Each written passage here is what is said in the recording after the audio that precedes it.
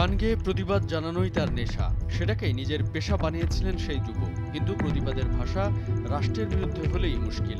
শাস্তি হিসেবে বন্ধ করে দেয়া হবে প্রতিবাদীর মুখ।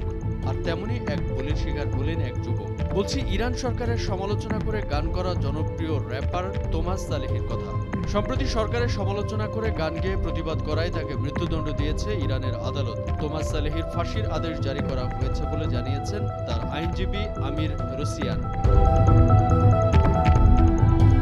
2 বছর আগে 22 বছর বয়সী ইরানি কুর্দি তরুণী মাশা আমিনিকে পুলিশ গ্রেপ্তার করে। পরে তিনি পুলিশের হেফাজতে মারা যান। কিন্তু এই ঘটনায় কেন পুলিশের হেফাজতে মৃত্যু হবে সেটা নিয়ে সোচ্চার হয় দেশটির অনেক মানুষ। দেশ জুড়ে ছড়িয়ে পড়ে বিক্ষোভ, হাজার হাজার মানুষ নামেন রাজপথে। ইরান জুড়ে যখন আন্দোলন হচ্ছিল তখন 33 বছর বয়সী তোমাস সালেহি দেশের দুর্নীতি, শাসন ব্যবস্থা, সরকারের নানা রকম সমালোচনা করে গান করেন। এমন ঘটনায় তিনি একাধিকবার গ্রেপ্তারও হয়েছেন ইতোপূর্বে। বিভিন্ন সময় তাকে হুমকিও দেওয়া হয়েছে, কিন্তু গান দিয়ে সরকারের বিরুদ্ধে প্রতিবাদে সোচ্চার হওয়া থেকে থামেননি তিনি। তার গান ছিল ইরানের পরিবর্তন চাওয়া মানুষের মুখে। সালেহিকে গ্রেপ্তার করা ও তার শাস্তির ঘটনায় সমালোচনা করেছেন যুক্তরাষ্ট্রের র্যাপার মিক মিলার।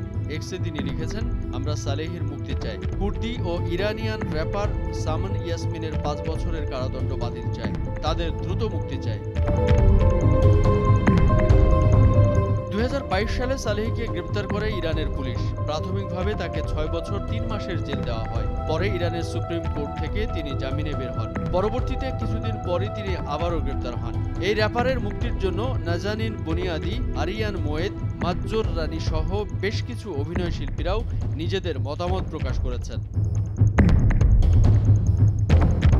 নিউজ ডেস্ক, ভোরের কাগজ।